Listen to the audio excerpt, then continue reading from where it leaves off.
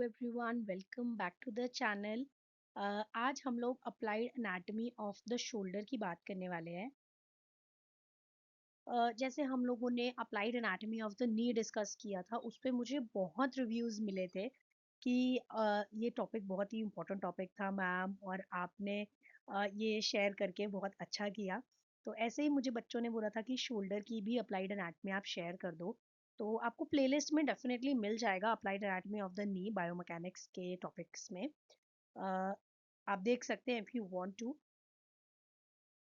तो शोल्डर हमारी बॉडी का सबसे ज़्यादा मोबाइल जॉइंट है, ये हमें पता है।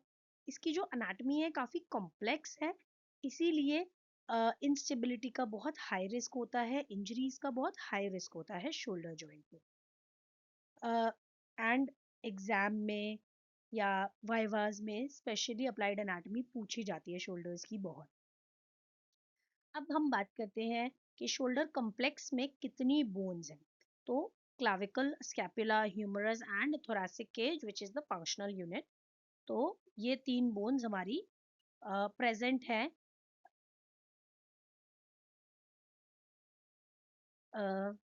शोल्डर कॉम्प्लेक्स में, क्लाविकल, ह्यूमरस, स्कैपुला। अब जॉइंट्स क्या हैं शोल्डर कॉम्प्लेक्स के? ग्लिनोह्यूमरल जॉइंट, जीएच जॉइंट भी बोलते हैं, ठीक है, ये वाला, this one. AC joint, which is acromioclavicular joint, which is this, and sternoclavicular joint, SC joint, जो कि ये है, and scapulothoracic articulation, जो कि हमारा functional joint है, ठीक है, यहाँ पे ये। ग्लिनोह्यूमरल जॉइंट की बात कर लेते हैं। ये एक बॉल एंड सॉकेट टाइप का साइनोवियल जॉइंट है। ग्लिनोह्यूमरल जॉइंट जो है वो ग्लिनोइड कैविटी, जो स्कैपुला की ग्लिनोइड कैविटी होती है, उससे मिलकर और हेड ऑफ ह्यूमरस से मिलकर बनता है, ठीक है। आप देख सकते हो यहाँ पे हाईलाइटेड है। इसकी वजह से मैक्सिमम मोबिलिटी हो पाती है, एंड मोबिलिटी की वजह से स्टेबिलिटी सैक्रिफाइस हो जाती है। जितना ज़्यादा मोबाइल जॉइंट होता है उतनी ही कम स्टेबिलिटी होती है, तो इसलिए shoulder joint dislocation is very very common. अब हम बात करते हैं ग्लिनोइड लैब्रम की। ये एक फाइब्रोकार्टिलेजिनियस रिम है, जो कि ग्लिनोइड कैविटी को थोड़ा और ज़्यादा डीपन करती है। मतलब कि जहाँ पे हमारा ह्यूमरल हेड आता है, वहाँ पे जो ग्लिनोइड फॉसा है उसका डेप्थ उतना नहीं है। मतलब उसका साइज जो है वो काफ़ी छोटा होता है as compare to the humerus head. तो इसीलिए जो ग्लिनोइड लैब्रम है उससे थोड़ी सी डेप्थ और मिल जाती है, सो दैट हेड जो है वो एक बॉल एंड सॉकेट टाइप के स्ट्रक्चर में फंसा रहे एंड इजीली निकल ना जाए। इसकी वजह से स्टेबिलिटी जो है वो ज़्यादा मिलती है, एंड अगर इस पे इंजरी हो जाए तो उसको बैंकार्ड लीजन बोलते हैं।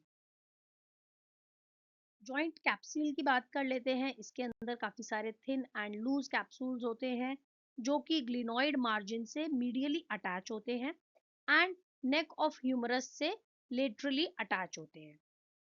इंफीरियर पार्ट सबसे ज़्यादा वीक होता है, इसीलिए इंफीरियर डिसलोकेशन सबसे ज़्यादा कॉमन है। अब लिगामेंट्स की बात कर लेते हैं। So we have three ligaments: glenohumeral ligament, coracohumeral ligament and transverse humeral ligament. Glenohumeral ligament के तीन पार्ट्स हैं, जो कि है सुपीरियर, मिडल और inferior. Then there is coracohumeral ligament and then transverse humeral ligament. Different colours से marked है, तो आपको समझने में मुश्किल नहीं होगी। अब रोटेटर कफ की मसल्स क्या हैं? सिट्स, ये हम पहले डिस्कस कर चुके हैं। ये टॉपिक आपको डेफिनेटली प्लेलिस्ट में मिल जाएगा, आप जाकर देख सकते हो। रोटेटर कफ मसल्स हैं supraspinatus, infraspinatus, teres minor and सबस्कैपुलारिस।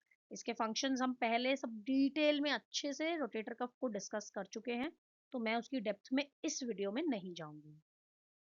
Applied anatomy की बात कर लेते हैं। तो रोटेटर कफ में सुप्रास्पाइनेटस टेंडन जो है वो सबसे ज़्यादा इंजर होता है, या फिर उसमें पेनफुल आर्क सिंड्रोम हो सकता है, एंड वीकनेस के कारण शोल्डर इंस्टेबिलिटी हो सकती है। शोल्डर जॉइंट की मूवमेंट्स क्या क्या हैं? Flexion extension, abduction adduction, medial and lateral rotation and circumduction. जैसा कि मैं बता चुकी हूँ कि शोल्डर जॉइंट सबसे ज्यादा मोबाइल जॉइंट है, तो ये सारी मूवमेंट्स उस पर होती है। स्कैपुलो ह्यूमरल रिदम, ये एक कोऑर्डिनेटेड मूवमेंट है स्कैपुला और ह्यूमरस की। इसकी भी वीडियो ऑलरेडी चैनल पे अपलोडेड है, आप प्लेलिस्ट में जाके चेक कर सकते हैं। इसका रेशो 2:1 रहता है, ग्लिनोह्यूमरल इज टू स्कैपुलोथोरेसिक। ठीक है, ये ओवरहेड अबडक्शन मूवमेंट कराने के लिए सबसे ज्यादा असेंशियल है। इसकी डिटेल हम इस वीडियो में नहीं डिस्कस कर रहे हैं, एक और दूसरी वीडियो ऑलरेडी चैनल पे अपलोडेड है, आप जाकर देख सकते हो।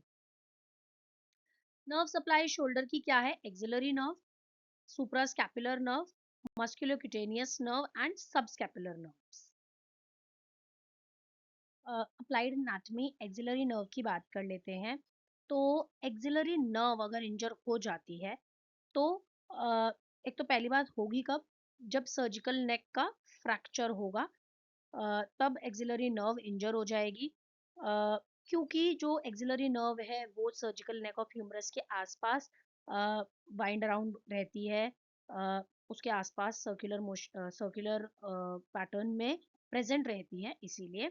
एंड अगर एक्सिलरी नर्व इफेक्ट हुई है, इंजर हुई है, तो हमारी जो डेल्टॉइड मसल है उसका पैरालिसिस हो जाएगा, शोल्डर अबडक्शन जो है वो उसका लॉस हो जाएगा एंड सेंसरी लॉस होगा over the regimental badge area. Regimental badge area I hope आपको पता है। ये जो डेल्टॉइड मसल है ना, उसके जस्ट ऊपर वाला थोड़ा सा जो हिस्सा होता है ना, अपर लेटरल पार्ट जो है मतलब शोल्डर का, उसको बोलते हैं, जैसे जहाँ पे आर्मी के लोग अपने बैजेस पहनते हैं ना अपर आर्म पे या शोल्डर के पास, उस एरिया को रेजिमेंटल बैच एरिया बोलते हैं। ब्लड सप्लाई क्या है शोल्डर की? Anterior circumflex humeral artery, posterior circumflex humeral artery and suprascapular artery, PCHA, ACHA and suprascapular artery. Applied anatomy shoulder dislocation सबसे ज़्यादा कॉमन है, सबसे ज़्यादा कॉमन एंटीरियर डिसलोकेशन है, और जो इंफीरियर कैप्सूल है वो सबसे वीक होता है, अभी हमने जस्ट पीछे पढ़ा था ये बात। एंड बैंकार्ट एंड हिलसच लीजन से एसोसिएटेड है, डिसलोकेशन होगा तो बैंकार्ट लीजन होने का चांस है या हिलसच लीजन होने का चांस है। Shoulder impingement syndrome is also very common, इसके अंदर जो सुप्रास्पाइनेटस टेंडन है वो कंप्रेस हो जाता है and it occurs under the coracoacromial arch और ओवरहेड एक्टिविटीज करने में पेन होता है। फ्रोजन शोल्डर, जिसे हम एडहेसिव कैप्सुलाइटिस भी बोलते हैं या फिर पेरी आर्थराइटिस शोल्डर भी बोलते हैं। तो इसके अंदर या क्या होता है कि जो कैप्सूल है उसकी थिकनिंग हो जाती है या फाइब्रोसिस हो जाता है।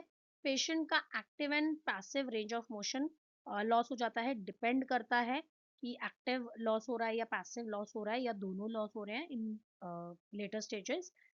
डायबिटीज जिन पेशेंट्स को है उनमें बहुत ज़्यादा कॉमन है एडहेसिव कैप्सुलाइटिस होना। क्लिनिकल एग्जामिनेशन रेलेवेंस, इंस्पेक्शन करेंगे, पैल्पेशन करेंगे, रेंज ऑफ मोशन का असेसमेंट करेंगे, फिर रोटेटर कफ के लिए स्पेशल टेस्ट करके देखेंगे एंड न्यूरोलॉजिकल एग्जाम काफ़ी ज़्यादा इम्पॉर्टेंट है, क्योंकि उसी से हमें इन्वॉल्व नर्व्स का पता चलेगा। आई होप कि मैंने काफ़ी चीज़ें कवर कर दी हैं इसमें। स्टिल आपको कोई डाउट है तो आप कमेंट्स में पूछ सकते हो। Subscribe for more and thank you for watching.